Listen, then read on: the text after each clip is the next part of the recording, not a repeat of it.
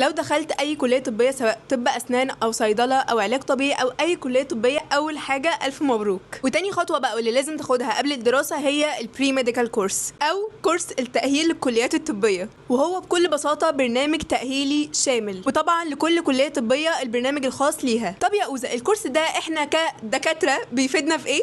هقول لكم بكل بساطه، بدل ما تقعد تسال كل اللي حواليك، وخلينا متفقين ان هو صعب جدا تلاقي حد يشرح لك كل حاجه من A to Z، وبسبب انك مش فاهم حاجات كتيره هتلاقي نفسك في نص الترم بتقول يا ريتني كنت فهمت الدنيا من بدري. تعالى اقول لك بقى ايه مميزات الكورس ده. اول حاجه هتسمع شرح شبه اللي بتسمعه من دكتور الجامعه بتاعتك، اكنك قاعد في المدرج بالظبط. ده غير انك هتتعود على المصطلحات الطبيه من بدري، يعني لما الدكتور يقول كلمه كده فجاه في اول المحاضره مش هتقعد تقول هو قال ايه، لانك حرفيا هتكون سامع كل المصطلحات دي في الكورس، فبالتالي لسانك هيتعود ان هو يقول المصطلحات دي صح حتى لو كانت باللاتيني. ده غير كمان ان هم هيعرفوك كل حاجه عن المواد اللي هتدرسها في اول سنه، مش بس اسمائها، لا كمان اهم العناوين والموضوعات اللي جوه كل ماده. ده غير انكم هتقابلوا دكاتره فعليا كانوا مكانكم من سنه ولا اتنين وهيجاوبوا على كل اسئلتكم. في جزء كامل مخصص للنصايح اللي هتفرق معاك من اول يوم، زي مثلا ازاي تذاكر بنجاح وترتب اولوياتك وتلخص صح. تعرف كمان ازاي تتعامل صح مع ضغط الامتحانات. ده غير انهم كمان هيعرفوك كل حاجه عن نظام التقديرات وعن الGPA كويس جدا، يعني مش هتدخل تمشي عشوائي كده وخلاص، لا هتعرف من بدري ازاي تشتغل على تقديرك وتظبطه خطوه بخطوه. المفاجاه بقى ان كل ده اونلاين، يعني من بيتك تقدر تشغل الكورس في اي وقت يناسبك.